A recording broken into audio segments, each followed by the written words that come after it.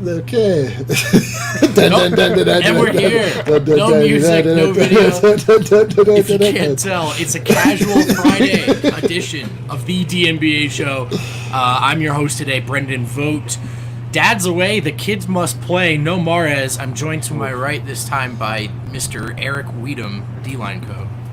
Yeah. It is a little weird. It's a little. I feel cold, naked almost, to come in with no... air horn or music? No air horn. No, what are we doing here? I do feel oddly vulnerable. It's like when they tried to play those NBA games without any piped-in music or like any of the extracurricular stuff, and it just was like, this thing sucks.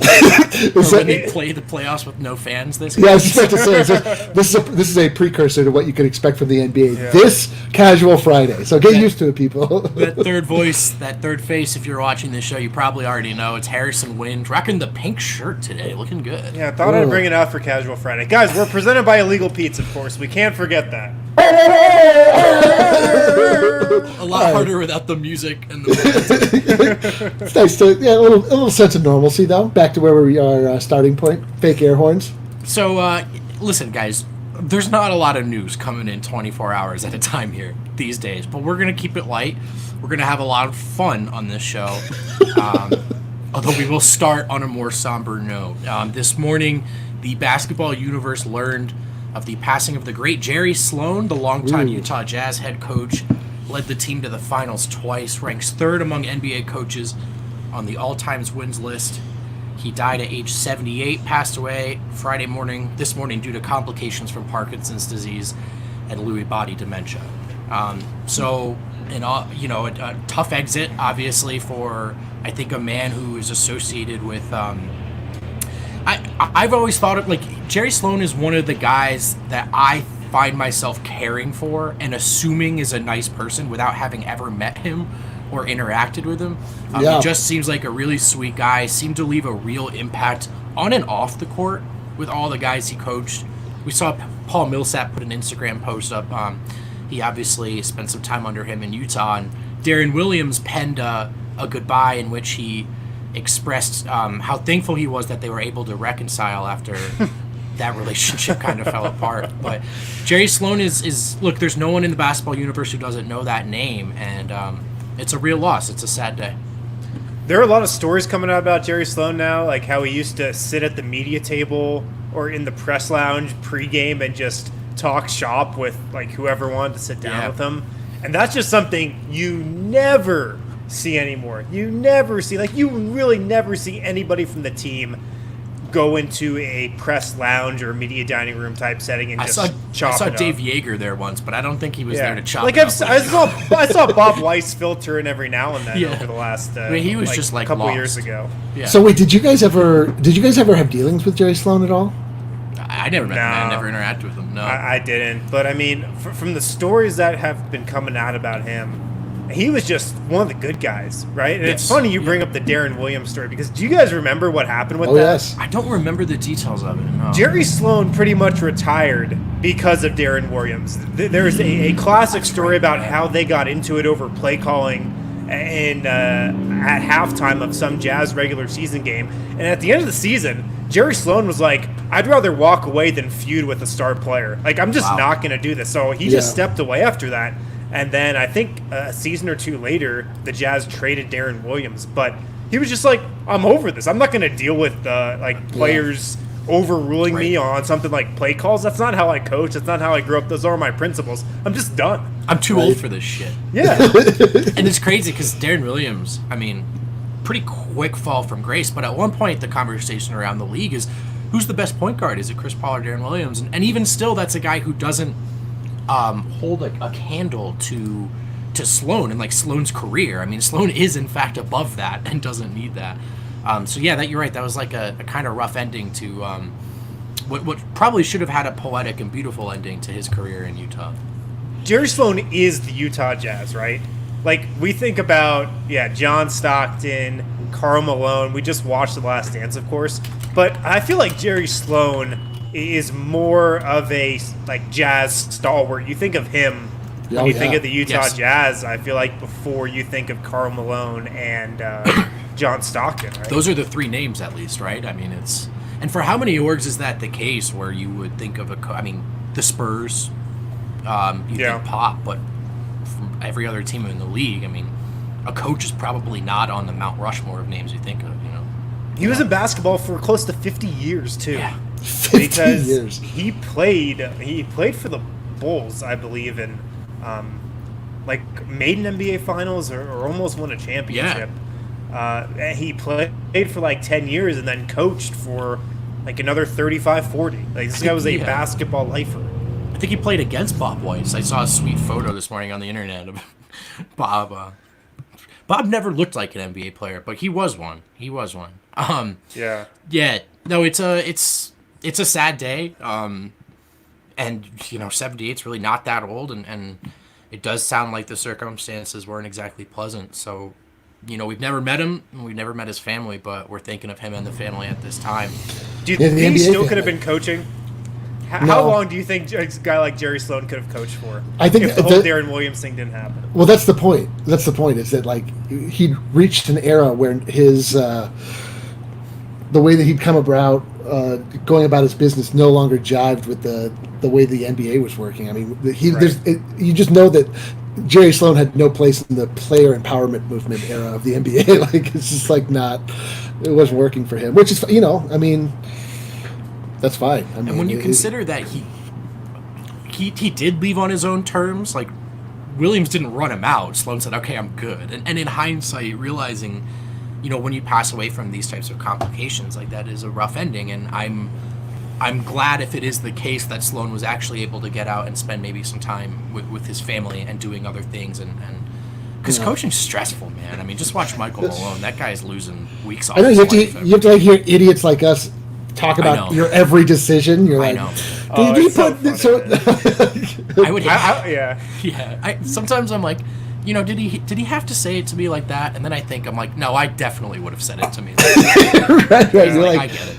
You're like, I applaud his restraint. Now that I think about it. Exactly. It's so funny because, like, criticizing people is part of our job, you know, and we don't know, like, 10% of what Michael Malone knows basketball-wise, or we'll never know anything close to what he knows about basketball on a bad day. But it is part of our job. It is funny how if you're Jerry Sloan, if you're Michael Malone, if you're Steve Kerr, if you're Greg Popovich, people will always criticize you. That's just something that comes with the game. Like, people were criticizing Steve Kerr, and he got a lot of heat for this, even during the Warriors dynasty, for his insistence to play traditional big men. Right. You know, for his insistence to play Andrew Bogut. And, you know, traditional big men instead of just going with the death lineup more. Yeah. It's working. Like, I got a freaking dynasty going, guys. That's the thing. Greg Popovich got a lot of heat, too, for just, like, his archaic style of offense at times. Sure. Just comes with a job, though. And if I'm Michael Malone, I'm like, all these weird nerds are upset about the offense. Meanwhile, this defense is top 10, and we're about to set an organizational record for wins. That's the whole season. Everybody's saying I need to redo the offense, yet we've had a top 10 offense the last 3 years. We're fine. That's like the storyline of this season, particularly for the Nuggets, where we're just like, everyone's like, that win didn't feel yummy in my tummy. Like, I wanted it to be more fun. Where you're like, dude, we just won 5 in a row. Is that You're so right. You're so right. I mean, like, obviously the expectations are where they are because we're there now. It's time to win a title time. But you're right. It's like that season wasn't half as bad as it felt. No, fact, like it was good. It was good. It was good. It was good. It was totally good. Like it really was funny when it just at the end of the day we're like, oh.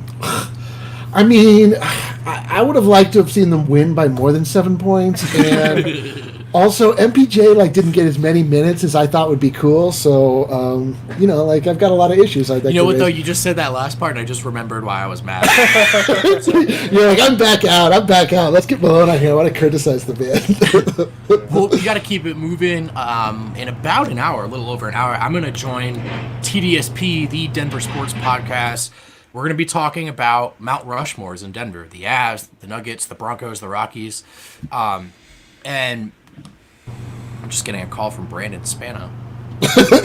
Yeah, well, it turns out probably just ignore that. Turns out you're off TDSP and DNVR in general. But I don't want to go to TDSP with the Nuggets Mount Rushmore without having conferred okay, the let's wise talk. men. So, right. Okay, let's do that, guys. Where are they? Are they coming on or? No, you. Two, oh, us. Okay, all right. Yeah, absolutely. Wait, I meant Harrison and then Eric. You can chime in. All right, that's fair. So I guess I mean, I don't even know how to start. Who are the four? Is it most important? Is it how do you define a Rushmore, Harrison? You can define it any way you want, right? How would you do it? I mean, I would probably do it a combination of most important, best, left the biggest imprint. Yeah. I mean, most beautiful. Yeah, like most. who are the absolute locks? Are there any absolute locks? I'd have to think Alex English is an absolute lock. Yeah. Absolute lock. David Thompson, absolute lock. Lock. Right? Is Carmelo of course. Anthony an absolute lock? Yes, he's an absolute lock. Absolutely. Is he? Yeah, he is. Yeah, he is. Because, that's the thing. When you discuss the history of the Nuggets, I mean, obviously, the world in which we live exists. There's 10 years of history that anybody ever considers when they're talking about basketball these days. But, Carmelo Anthony is synonymous with the Nuggets in the minds and hearts of most people. In a lot of ways. I mean, obviously, if you don't consider the disaster that happened after the fact, but if you think those two are tied, he's absolutely on the Mount Rush. Is that era important to Nuggets basketball? Yes. I'm truly asking. So make the case there, Eric. Why? Because he leaves and then things kind of they go in a different direction anyway. So he leaves and we actually somehow get better, but we have a much more disastrous end because Gallo gets hurt and tears the ACL. But Nuggets basketball was dead, flatline, dead. Nobody was paying attention to it. The only thing we were interested in is getting that top pick so we could get LeBron James, and we should have gotten that top pick, but we got the number 3 pick, so it was all right, fine. What else do we got here? Carmelo Anthony comes in, and then the Nuggets immediately become relevant again. They go immediately back to the playoffs. They do the whole rebrand. We're in the baby blues. The Nuggets have they're no longer a joke, which again is a lot of why I have issue with a lot of the old uniforms, just because they symbolize eras of the Nuggets that we were jokes. So right.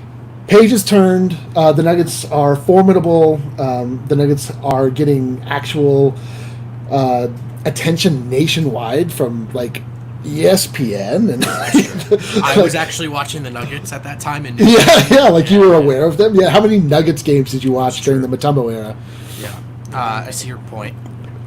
So, but it is tough. I mean, there's only 4. That's what I'm saying. I'm trying to think of because I truly don't know. I wouldn't have the answers. Context for it. But is there anything that a Dan Issel or a Fat Lever could have done that, I think we all know Melo's talent, and Melo permeated culture. He was a star. Yeah. But I don't would an old timer be beside themselves that we would have Melo in here over an Issel? Well, I think Issel's on there, right? So he's the 4th. Ooh. David Thompson, Alex English, Carmelo Anthony, and Dan Issel. I mean, if you're looking for a 5th, it's probably Doug Moe. I would say because of the wins he amassed. Yeah. But I think Dan Issel would be over there. I mean, 10 seasons with the Nuggets/Rockets, and just put up numbers for all those 10 seasons. Numbers retired, obviously a Hall of Famer. So I'd say Dan Issel is on there. Man, this is tough. When you get down to just 4 dudes that represent the Nuggets, the best of the. I mean, because should Jokic be on this? I mean, is it too are we in process? I think it's funny how time works, right? The sample size he's given us, as we have it now, give us 3 years, 4 years, we might look back on it and say that added up to something, right? That was important, that was enough, but it still feels so fresh. And without knowing the results of this era, you know what I mean? It's totally all still TBD. It feels premature to put Jokic on there because to you guys, I mean, Jokic is synonymous with Nuggets basketball right now. But to how many Nuggets fans does he really enter that kind of territory? Right now, if we are going down to Pepsi Center and chiseling our own Mount Rushmore. I don't think Jokic is on it yet. He's not. He's played 5 seasons. I think the all-timers get on there before him at this point, right? No. I agree. So, I mean, what about Dikembe Mutombo? Does Dikembe Mutombo enter that conversation? So he only played for 5 seasons, right? yeah. Only 5 years. But he was, as is pointed out here, I mean, Mutombo was part of the most memorable moment in the history of the Denver Nuggets. Like, does that was that his moment? Do we remember that because he had the picture? But like, was that a Mutombo thing, or was, you know what I'm saying? Like, it was. So that happened when I was in junior high. Like, that was the culmination of like the most. I was. I was like very, very engrossed into that. Like, into that season, I was like, I followed the entire thing. Like, I was very big about Chris Jackson, who turned into Mahmoud Abdul Rauf. I knew all about like all those dudes. Like, and for them to like they were. That team like really, really, really energized the city. Like like you see that those clips of Elway, like, let's get ready to Mutombo. Like Mount Mutombo was like a thing that was all over Denver. Everybody wearing the shirts, waving the towels. So it's tough because like I don't know what his lasting effect on the Nuggets is, but he did give us that moment. Like, is that valuable? Does that mean anything in this conversation? I think it means something. And like, Mutombo did only play 5 seasons, but let me just read you off his stats in that series against the Seattle SuperSonics, where the Nuggets won in 5 games. Dikembe Mutombo played 38.8 minutes per game in this playoff series. Averaged 12.6 points, 12.2 rebounds, and 6.2 blocks per game. Yes, I know there were more blocks back in the day because there weren't as many guys took more shots in the paint. But still, 6 blocks in a game is a lot of blocks. That's the average. That's the average. Right. That means one game I think he had 4 blocks. The next game he had 8, Right. Like, to average 6.2 blocks is a lot. So he was a beast in that series. I'm almost wondering if we have like a depth chart, like a second tier Mount Rushmore, and like Mutombo, Jokic, Doug like the Lowe. gift shop Rushmore. It's like when you go to Mount Rushmore. I don't know. Have you guys been to Mount Rushmore? Yeah. Hell yeah. Oh hell yeah. I don't know if they're people on bikes. Yeah. I haven't been there. I think I was there like 15 years ago. But in my mind, there was like a little information kiosk, like, area below before you go up to Mount Rushmore, and that's where all the honorable mention people are who weren't on Mount Rushmore. This is where they are. This is where Jokic is and where Dikembe Mutombo is, I think. So we're trying to decide who gets chiseled into granite and who gets to be an informational kiosk. Who gets a little plaque with their head.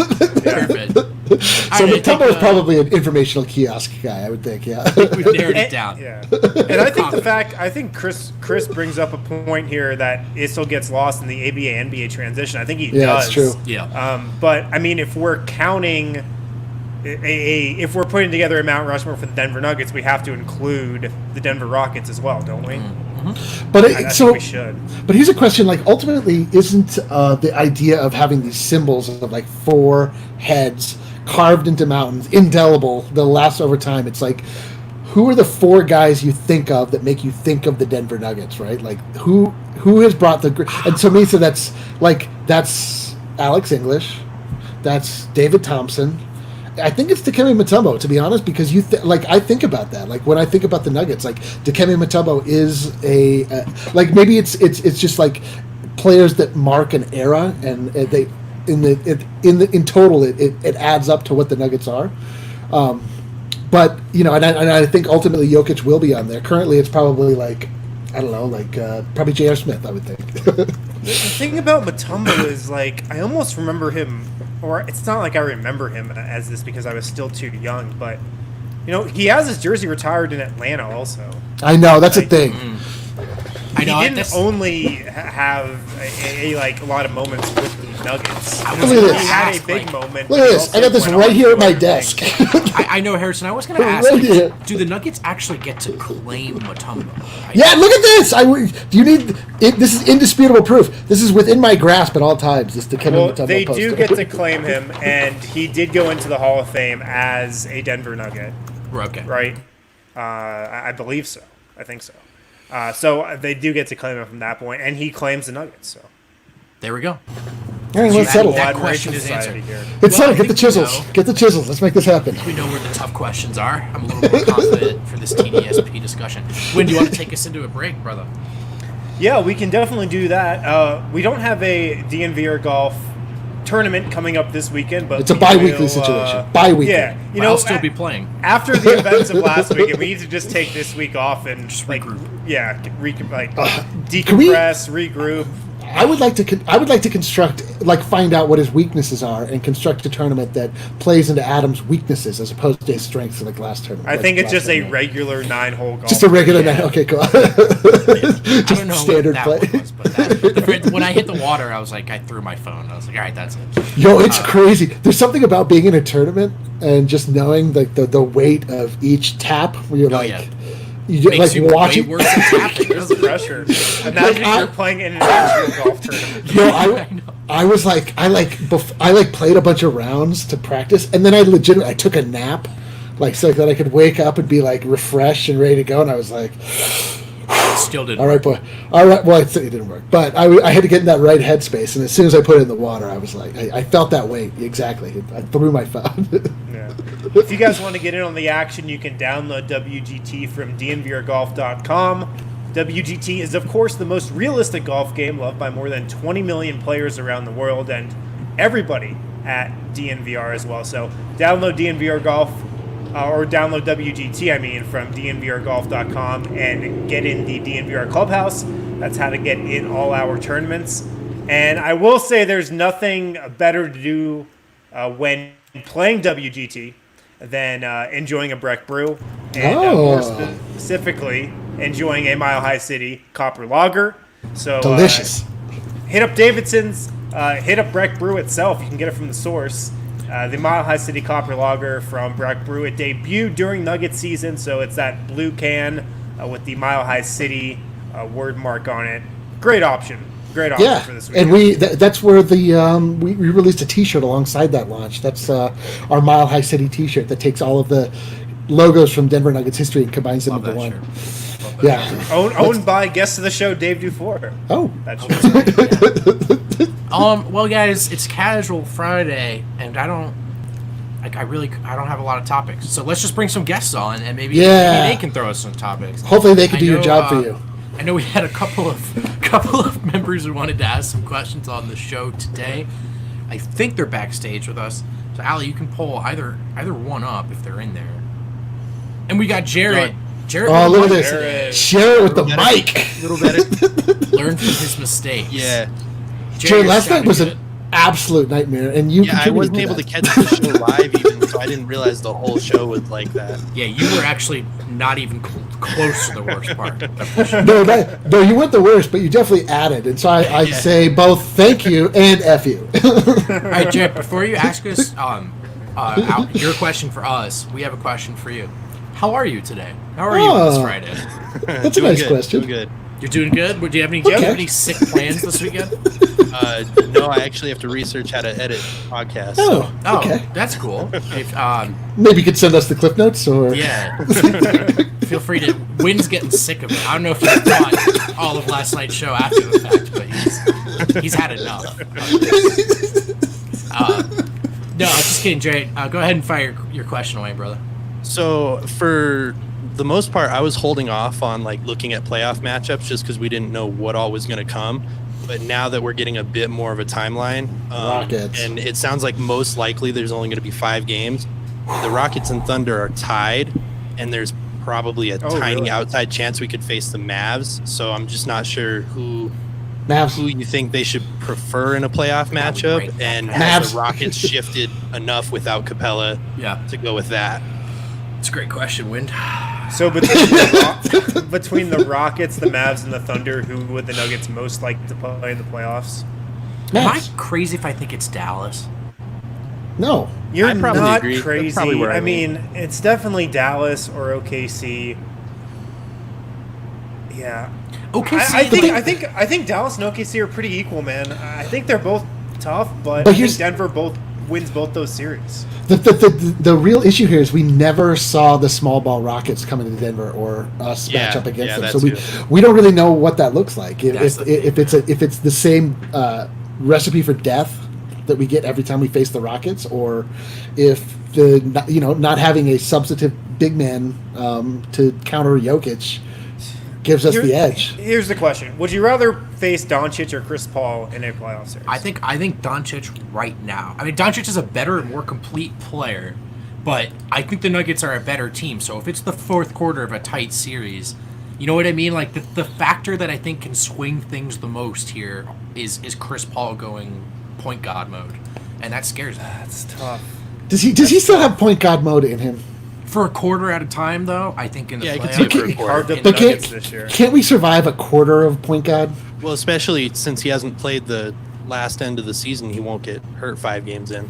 Yeah, that's a good point. Yeah. Well, You know what, man? Don't No, worry I mean, about you it. never know. Yeah, but This is a tough question. Dude. I'd rather face the Thunder. I'll just say it. I think Dallas has slightly more weapons than OKC does. I would take my chances against the I think Thunder over I think if it's Dallas. only like 5 games, it's pretty. When I was looking at it real quick before, it's pretty unlikely we'd play the Mavs. It's almost certainly Rockets or Thunder. Okay. And then you definitely take Thunder, but look, man, like the Rockets thing, it's at this point where, the Nuggets could lose in 5, or they could win in 5, or it could go 7. I mean, it is all theory. But look, if you need a take, like gun to your head, it's better. It's better that Clint Capella's not there. I think the Rockets, that strategy might work against some teams in the league, but if you're Denver, you just go into that series and you go, okay, Jokic. Here you go, Jokic. Yeah. Here's the ball again, Jokic. Here you go, Jokic. And he's shown that he's willing to do that in the playoffs, way more so. Jared, which one do you think would be a more interesting matchup for Nuggets fans, but also the national audience? I mean, I think the national audience is already hoping for the Rockets matchup, and I'm surprised they didn't just bury the Nuggets like they usually do. They actually have given a lot of credit to that Jokic would just run that series. Well, it's Really? because you really got to talk yourself out of the Nuggets if you're picking the Rockets in that series, I feel like. Yeah, I think. mean, you how really gotta on be thinking about earth the is plays. Houston guarding Jokic? They're Like, not. first off, they're not. Yeah, And I know, and this is my buddy. It's not like, well, I'll take a shot. He tweeted, James Harden's post defense is better than you think, but it's not. Like, so is Rudy Gobert. It's like Jokic is, unless the doubles are coming, you know what I mean? Jokic is he's gonna eat. So for me, I think we did this in a round table, and I think Wyndon and I took the Nuggets. I don't think Adam did get it. yeah. I think you guys both did, and Adam was the only one who took the Rockets in 7. I would pick the Nuggets in 7. Against the I Rockets? do wonder. I mean, this is just pure speculation, but I mean, coming back from a long hiatus, you're not going to have the legs that you normally do. And I actually worry a little bit about pure jump shooting teams like the Houston Rockets. Yeah, I remember Like, that was the your fact big that point. they I really haven't- agreed with that. Like, the fact that they just haven't been shooting a basketball as much as Oh they my were God. during this season. And yes, they'll get like a 2 to 3 week mini camp, but still their shot and their legs are not going to be anywhere near where they were doing a regular season. Does that have to factor in some capacity? Dude, you're Yeah, gonna it see really should. the first game that the first couple games that Harden plays coming back. He's gonna go like 20 for 48.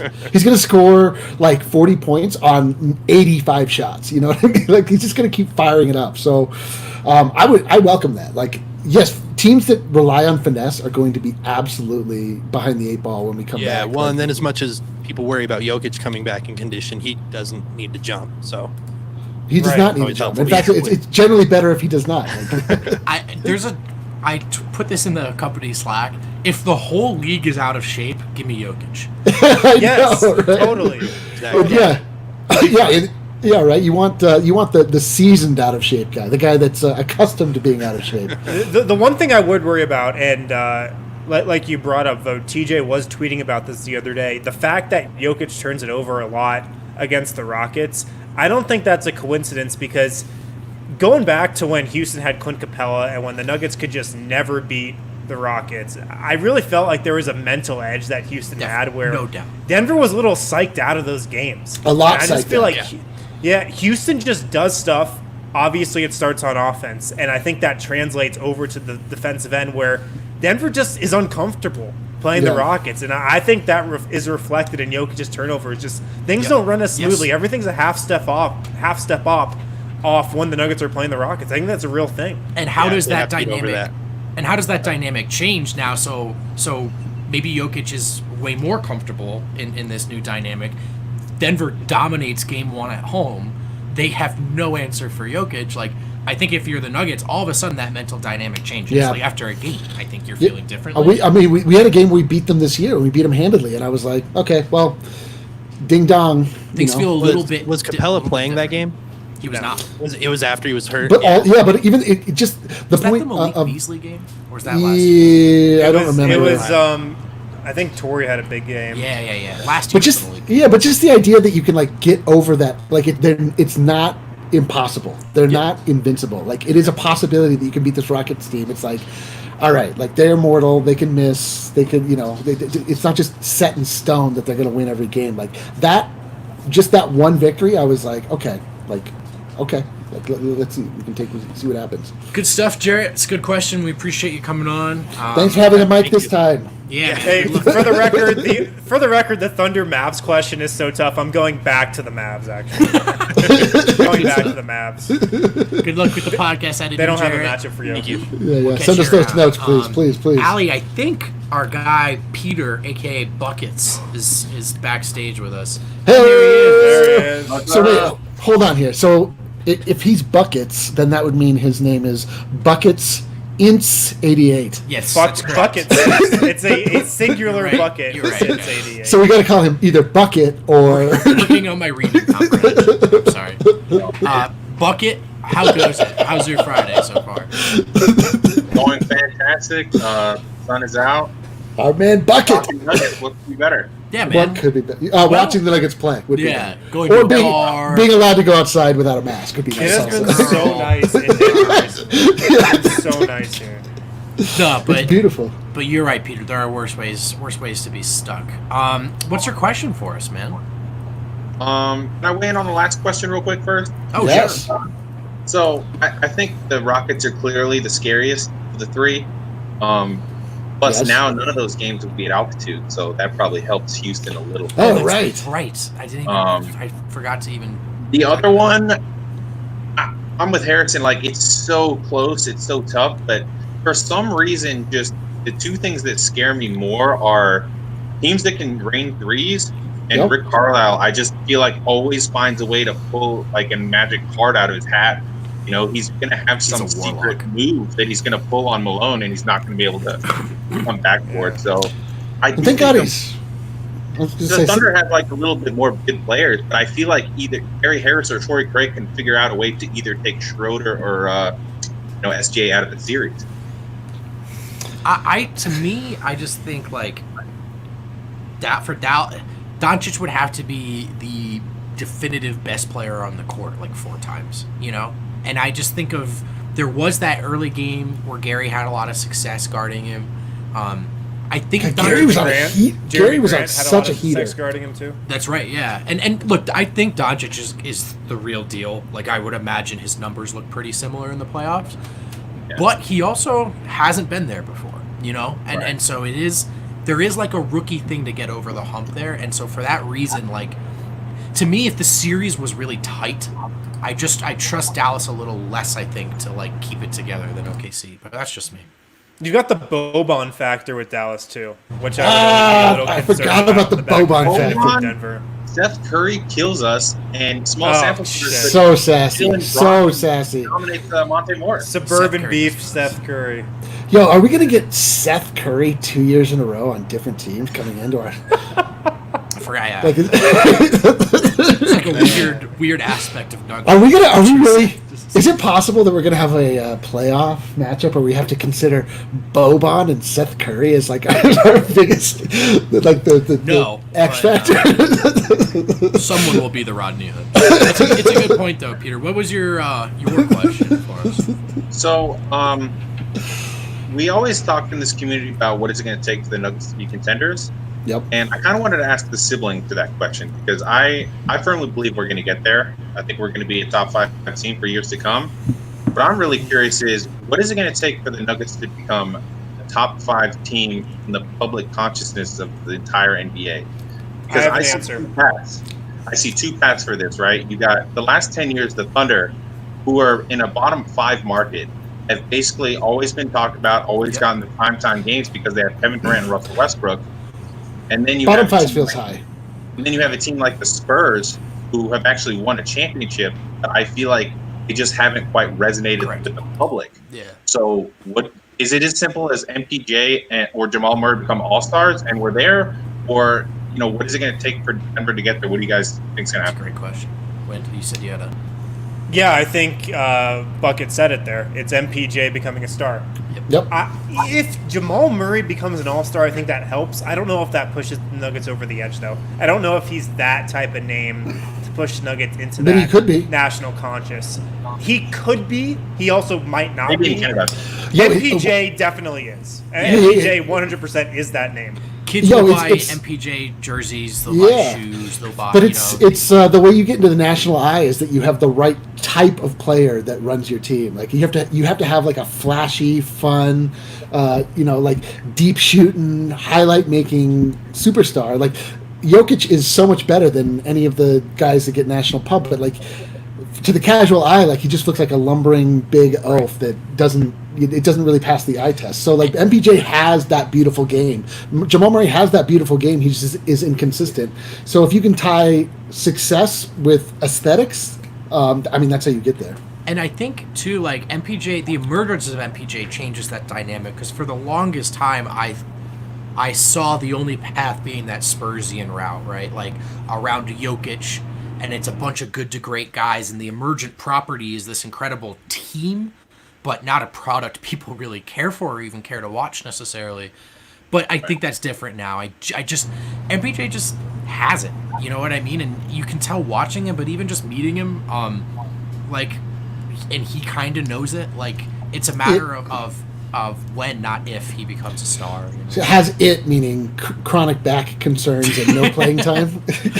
Yeah. The only national guy I've really seen push the Nuggets and think we're going to be there soon is Jalen Rose. He's like dude, because he actually watches the NBA, which is like so it's like you wouldn't think would be such a novelty for people that talk about it, but like he actually like approaches it in a way and talks about it the way that it's not just what's LeBron doing, what's Anthony Davis doing. Like, played, so hopefully he's more right often than not. Totally. He's not a hack. Like Jalen puts a lot of work, I think, into his I love analysis him. and comes by it earnestly. So it's not like a coward endorsing the Nuggets. Yeah. Right. Go ahead. Well, I was just gonna kind of also chime in and say what our commenter said there. If Bol emerges, that's baby. another one that can absolutely do that as well. Because as big of a star as MPJ might be, Bol might be twice as big of a star.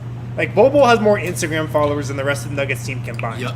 Bol is a celebrity. He hangs out with rappers on the weekends, and his best friend is Shaquille O'Neal's son.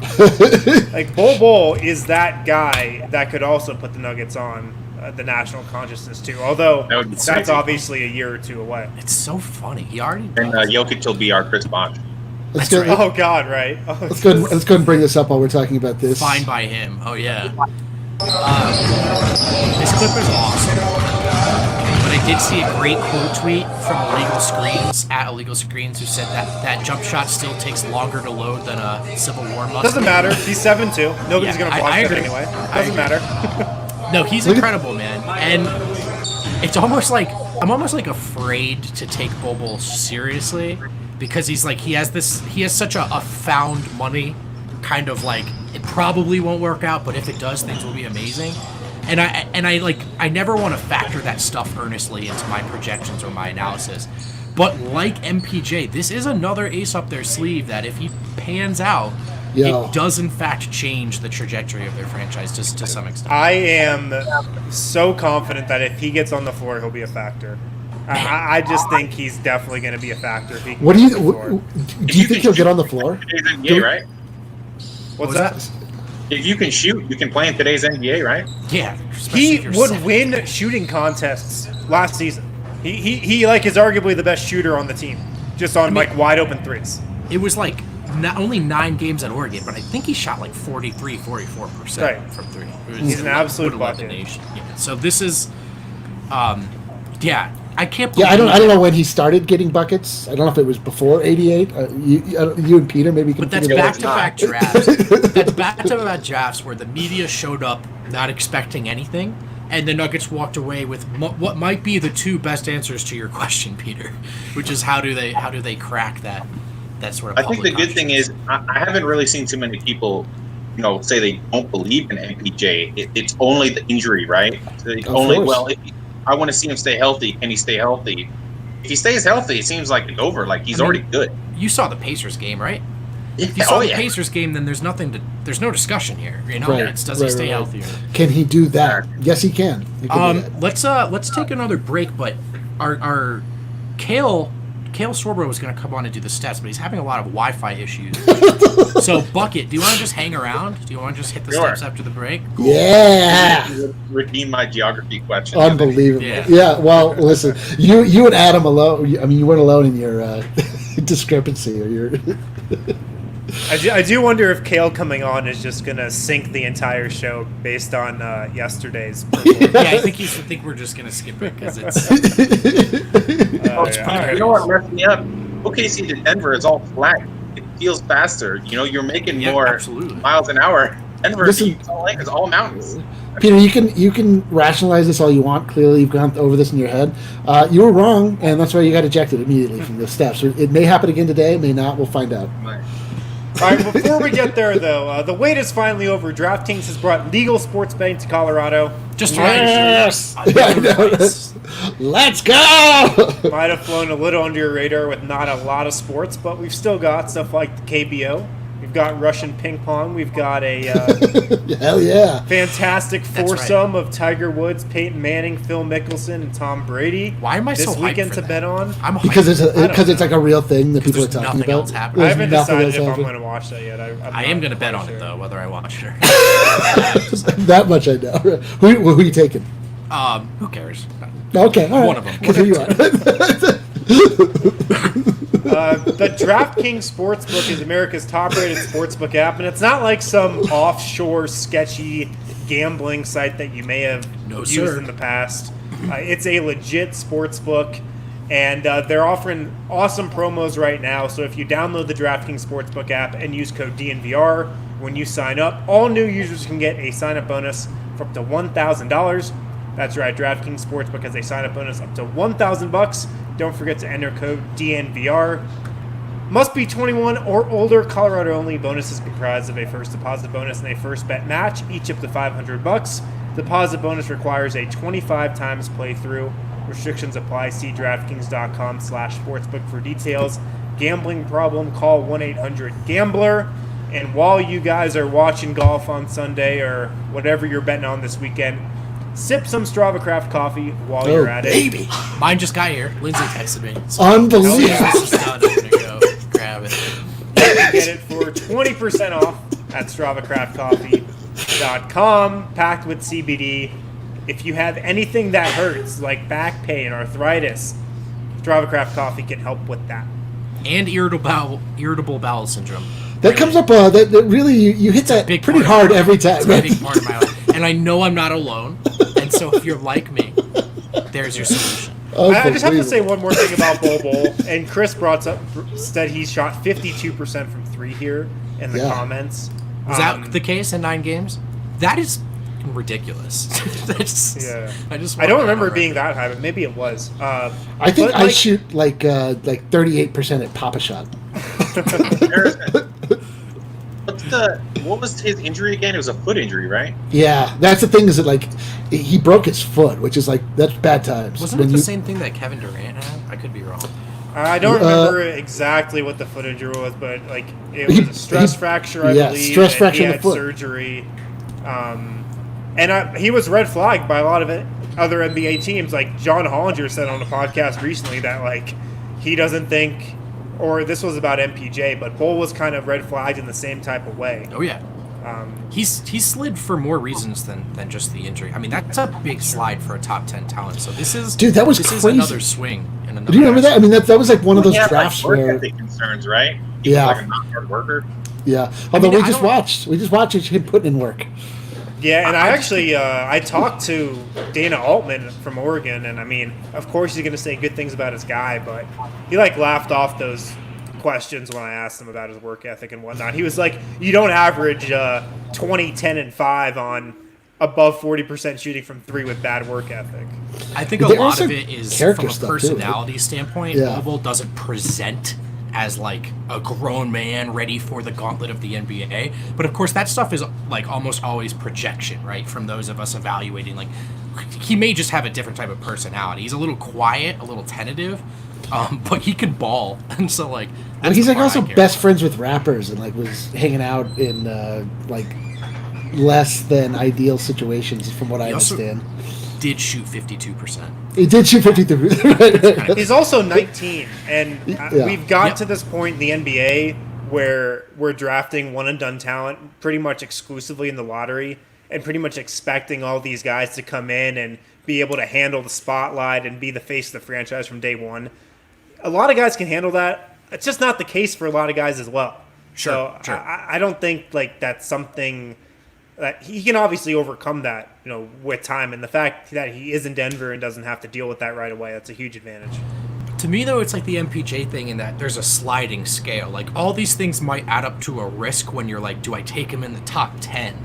But you get to a point where it's the second round, and you're like, yeah, no, I'll take that flyer. Like, why not? So that's what the Nuggets thought, yeah. Apparently here, Quavo tried to sign him as his agent, I believe. That's awesome. It would be amazing if... I love the idea that Tim Connolly is talking to Quavo about Bol Bol. That's it's like everything that I want in my life. The last thing I was going to say about Bol is that a lot of people are trying to compare him to Boban. He's not Boban. He's totally different. Like, he dribbles like a guard. He moves like a forward. He's more fluid than Kristaps Porzingis. Yeah. So I don't think he's Boban. He's not. Boban is a. Is he a 4 or a 5? Yeah. I think ideally a 5. Yeah. I mean, I just feel like he's going to have a little trouble guarding in space. But maybe, obviously, there's always looks you can throw out, right? 5 minutes at a time, whatever. Try something different, swing a series. And if you have that kind of size on the floor, like, what is the defense going to do at that point? Right. Hey, let's move on to the steps, guys, and then we'll get everyone's weekend started. That's time. Eric, do you want to ask the questions since you wrote them in front of you? Wait, did you say Eric or Harrison? Eric. I wrote them in there, right?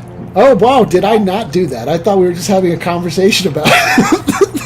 When you said I didn't do it, I thought that meant that you were going to. I didn't say that. I did not say that. But we can. So we need how many questions? 7 questions. All right. So let's come up with them on the fly and find out what. I gotta say, Eric, you did say you were ready. We don't have to do the steps today. We can pivot. We could do online and D-line if we want.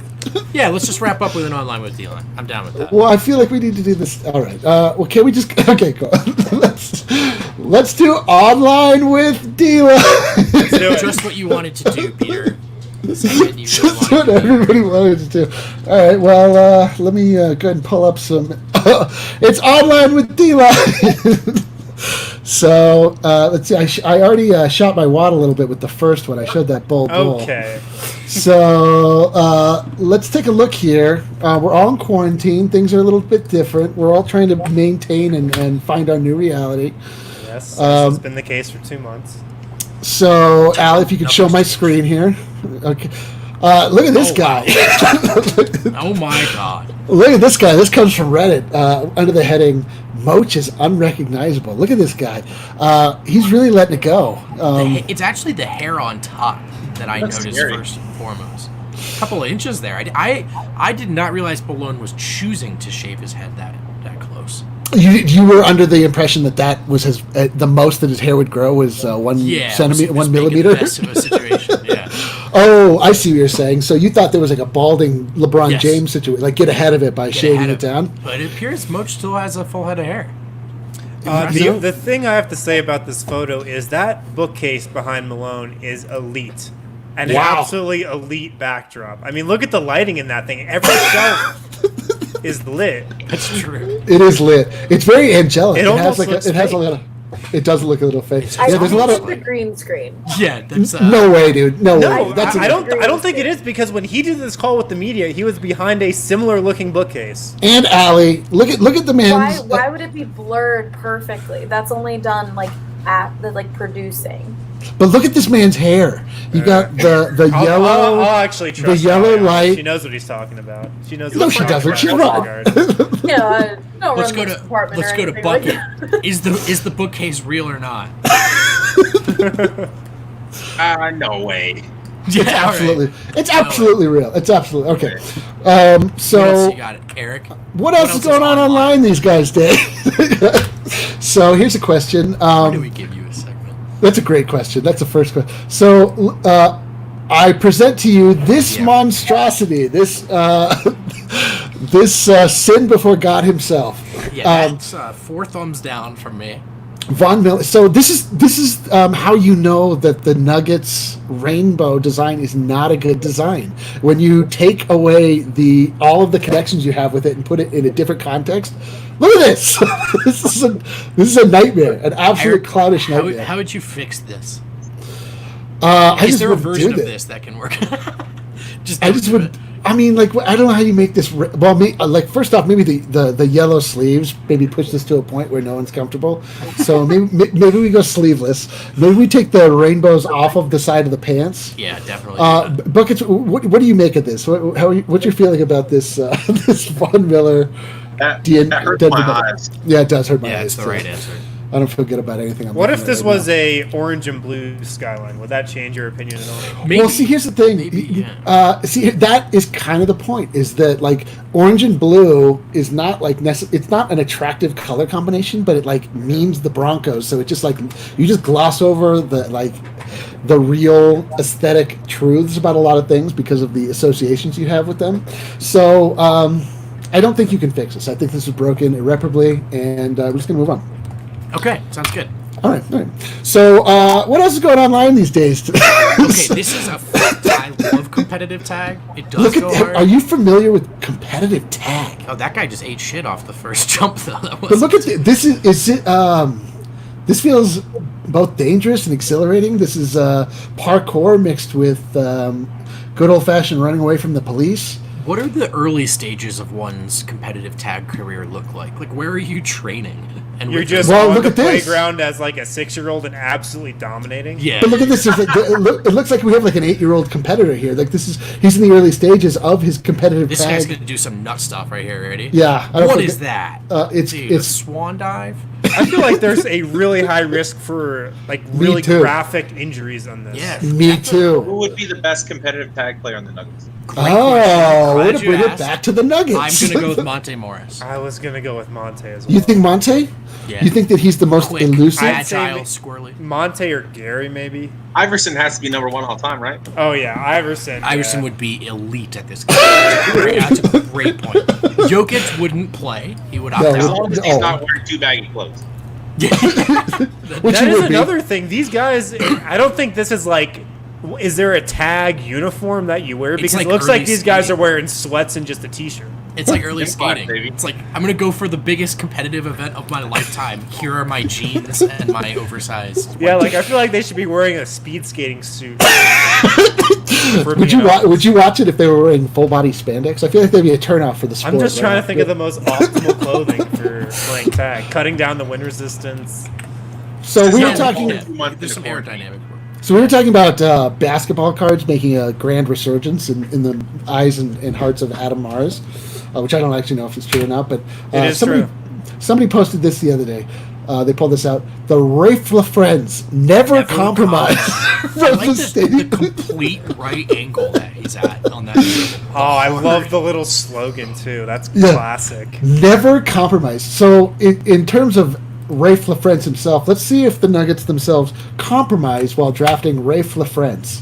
So in his draft, they could have number 3 Rafe LaFrance. They could have had afterwards drafted Antoine Jameson, Vince Carter. Not sure if you're familiar with that name. Dirk Nowitzki, not familiar with Who that is guy. that? Paul Pierce. Oh man, Al Harrington, which later came, Tyronn Lue. There's about, I would say, I've not done the math, but I think there's 50 other players I'd rather have. I think the Nuggets may have compromised with that pick. Now that I'm looking at. Yeah, this was in the age of where you pretty much drafted European players off like a random scouting tip. I feel like For sure. I feel like you maybe went to watch European players a couple times and were like, all right. Never compromise. This doesn't look like a. Doesn't this look like a poster that's hanging in a library at your school or something? Yes. Yeah. Okay, I'll compromise with the rest of you and end this. I'll put us out of another great edition of Online with D-Line. And that was Online with D-Line. Why do you always have to close like that? What's up? I do it for you. I do it for everyone. That he was better than Nicholas Kiedis-Vidali. That's Oh, true. well, yeah, That's that is true. true. He was. Hey, thanks so much for hanging out with us, man. Thanks for asking the question. Shout out Jared as well for hopping on. Shout out the rest of you for watching and rocking with us all week long. We'll be back next week with more guests. The DNBA show, Monday through Thursday at 8 o'clock p.m. Mountain Time. And, of course, Friday at noon. Until next week, enjoy your weekend, friends. I still don't think that I agreed to do the questions. Just You did, but that's all right.